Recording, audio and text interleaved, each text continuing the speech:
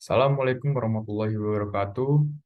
Perkenalkan, nama saya Raffi Syalia Abimanyu dengan NIM 073000210053.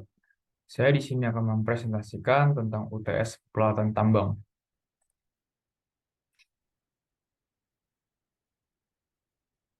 Yang pertama, ada 3 faktor yang perlu dipertimbangkan dalam pemilihan pelatan tambang. Yaitu faktor pertama adalah faktor kinerja peralatan. Yang di sini ada bang preparation drills, ukuran lubang. Itu ada laju pemboran. Dalam laju pemboran itu ada yang pertama down pressure, yang kedua rotary TQ, yang ketiga rotary speed, yang keempat compression size. Lalu yang kedua ada mass eight, di dalam situ ada max drilling depth, yaitu cycle time. Yang pertama pipe change, yang kedua machine relocation. Lalu yang ketiga ada maneuverability, travel speed, durability, degree of automation. Lalu yang kedua ada excavator or loader, yaitu adalah kapasitas mangkuk. Di dalam situ ada kapabilitas penggalian, yang di mana dalamnya ada cutting force, cutting speed, cutting path, or action. Lalu yang keempat cycle time. Lalu ada digging height, dumping height, range, ground pressure, swing speed, or turning radius. Lalu ada tractive effort. Lalu yang ketiga ada transport unit trucks, payload, gross weight, power, readability, range, acceleration, retardation of braking, traction, turning radius, dan speed.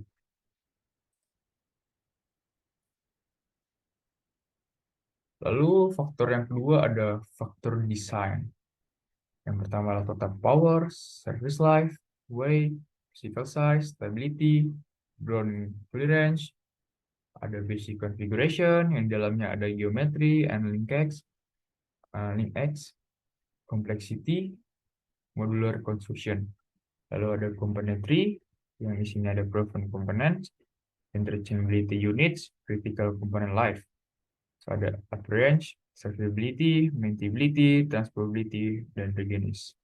Lalu ada altitude limitation, temperature limitation, noise level, crew size, gas generation, operator skill recruit, operator effort recruit, operator safety, operator visibility. Lalu ada control response, power rating, and characteristics. Lalu ada hydraulic versus electric versus mechanical drive system. Lalu diesel versus electric power. Onboard diagnosis and testing device, backup system, overload protection device, fire suppression equipment, exhaust option, optimal specification. Lalu yang ketiga ada support, yang dimana di dalamnya ada auxiliary mission recruit, frequency of serving recruit, software fault, maintenance skill recruit, maintenance facility recruit, lalu ada position maintenance battle in-house, power distribution system recruitment, fuel storage facility, component standardization, manufacturer support available, manufacturing quality, part availability. Lalu yang kedua ada biaya, di dalamnya ada ownership cost, itu ada depreciation, interest, insurance, tax. Lalu ada initial investment and goods. Di situ ada basic machine, accessories, and option. Special feature, frame, ballast, fuel SMD, minus salvage value. Lalu yang ketiga ada operation cost. Yang pertama labor, supplies, fuel or power, lubricant, repairs, maintenance. Lalu yang terakhir ada optional, yang di dalamnya adalah general supervision, storage, and warehousing. Oke, selanjutnya di sini saya akan menjelaskan tentang penggunaan dan siklus produksi scraper. Yang pertama, fungsi alat scraper. Alat berat scraper dapat diartikan sebagai alat yang dapat digunakan untuk menggeruk, mengangkut, dan menabur hasil tanah penggeruk secara berlapis. Tidak hanya itu saja, biasanya alat ini diaplikasikan juga sebagai alat mengangkut untuk jarak yang relatif jauh sekitar 2 km. Kebanyakan orang-orang menyebut alat berat ini sebagai alat gali tanah dan banyak digunakan dalam pertambangan maupun konstruksi. Tidak itu saja, scraper biasanya digunakan untuk beberapa kegiatan seperti pengupasan permukaan tanah, sebagai peralatan contouring sekeliling building site, sebagai alat penggalian untuk saluran drainase dan saluran irigasi, sebagai alat penggalian dan pengurungan untuk badan jalan. Lalu di sini ada produktivitas scraper. Nah, di sini produktivitas scraper tergantung pada jenis material, tenaga untuk mengangkut, kondisi jalan, kecepatan alat, atau efisiensi alat. Pertama-tama, banyaknya material yang dipindahkan dan jumlah pengangkutan dalam 1 jam ditentukan. Volume material yang akan dipindahkan akan mempengaruhi kapasitas scraper yang dipilih, sedangkan jumlah pengangkut per jam tergantung pada waktu siklus scraper. Waktu siklus scraper merupakan penjumlahan dari waktu muat WLT, waktu pengangkut HT, waktu pembongkaran muat DT, waktu pembalian RT, dan waktu antri ST. Selain itu ada tambahan waktu berputar atau turning time, yaitu T, dan waktu kecepatan, perlambatan dan pengereman atau accelerating, decelerating, and braking time, yaitu ADBT. Karena LT, DT, ST, T, and ADBT konsisten, maka waktu-waktu tersebut dikategorikan sebagai waktu tetap, yaitu FT. Sehingga rumus yang dipakai adalah FT sama dengan LT plus DT plus ST plus T plus ADBT. Waktu pengangkutan dan waktu kembali tergantung pada grafik yang dikeluarkan oleh perusahaan alat berat untuk setiap model alat berat. Lalu di sini ada backhoe. Backhoe adalah alat yang digunakan untuk melakukan pekerjaan galian tanah serta meratakan dinding tebing, tanah atau menggaruk terutama pada perbukitan.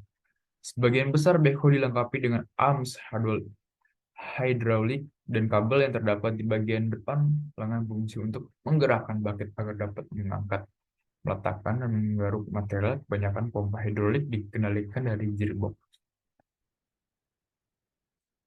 Lalu di sini saya akan menjelaskan cara kerja backhoe. Sebelum memulai pekerjaan dengan backhoe, sebaiknya pelajari lebih dahulu kemampuan alat seperti yang diberikan oleh pabrik pembuatannya, terutama mengenai jarak jangkauan, tinggi maksimal pembuangan, dan dalamnya galian yang mampu dicapai. Karena kemampuan angkat alat ini tidak banyak berpengaruh terhadap kemampuan standar alatnya. Untuk mulai menggali dengan backhoe, bucket dijulurkan ke depan ke tempat galian. Bila bucket sudah pada posisi yang diinginkan, lalu bucket diayunkan ke bawah seperti dicangkulkan. Kemudian, lengan bucket diputar ke arah alatnya sehingga lintasannya seperti terlihat pada di gambar. Setelah bucket terisi penuh, lalu diangkat dari tempat penggalian dan dilakukan swing, dan pembuangan material hasil galian dapat dilakukan ke truk atau tempat yang lain.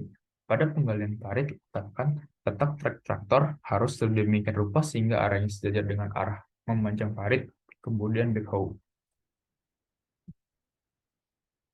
Lalu di sini ada kelebihan backhoe dan kekurangannya. Yang pertama, kelebihan backhoe.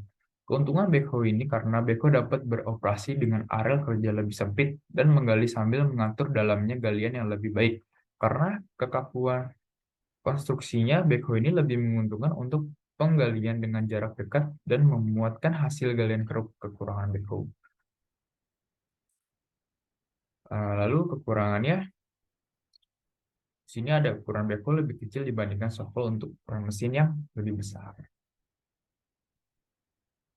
Di sini ada shovel. Shovel digunakan untuk menggali material yang letaknya di atas permukaan di mana alat tersebut berada. Alat ini mempunyai kemampuan untuk menggali material yang keras. Jika material yang akan digali bersifat lunak, maka fan shovel akan mengalami kesulitan. Dengan demikian, waktu penggalian dapat menjadi lebih lama. Sama halnya dengan kondisi di mana permukaan material yang akan digali lebih tinggi dari ketinggian minimum yang diperbolehkan untuk mengisi bucket. Lalu di sini ada cara kerjanya untuk shovel. Yang pertama itu gerakan bucket ke depan sampai bagian ujung bucket menyentuh material. Lalu yang kedua gerakan bucket ke atas yang bertujuan untuk menggaruk tebing sehingga bucket terisi. Yang ketiga ada tarik bucket ke arah alat saat sudah terisi penuh material.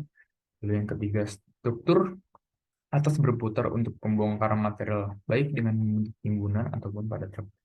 Lalu yang keempat, saat posisi tebing sudah jauh dari jangkauan, alat digerakkan mendekati tebing untuk pekerjaan penggalian berikutnya. Lalu di sini ada kekurangan kelebihannya uh, shovel ya. Yang pertama kelebihannya dulu. Di sini dapat memberikan produksi lebih tinggi dibandingkan dengan backhoe. Biasanya bucketnya lebih besar dibandingkan dengan backhoe. Lalu yang kedua dapat menangani material sampai dengan ukuran boulder besar. Lalu yang ketiga, shovel mempunyai kapasitas lebih besar 10-20% daripada backhoe. Untuk kekurangan shovel di sini ada kondisi operasinya terbatas dan kurang fleksibel ya. Untuk memerlukan alat tambahan misalnya bulldozer. Ya, mungkin untuk alat bantu dorong, biasanya bulldozer seperti itu. Oke, terima kasih. Sekian presentasi dari saya. Mohon maaf bila ada kesalahan dan kekurangan. Wassalamualaikum warahmatullahi wabarakatuh.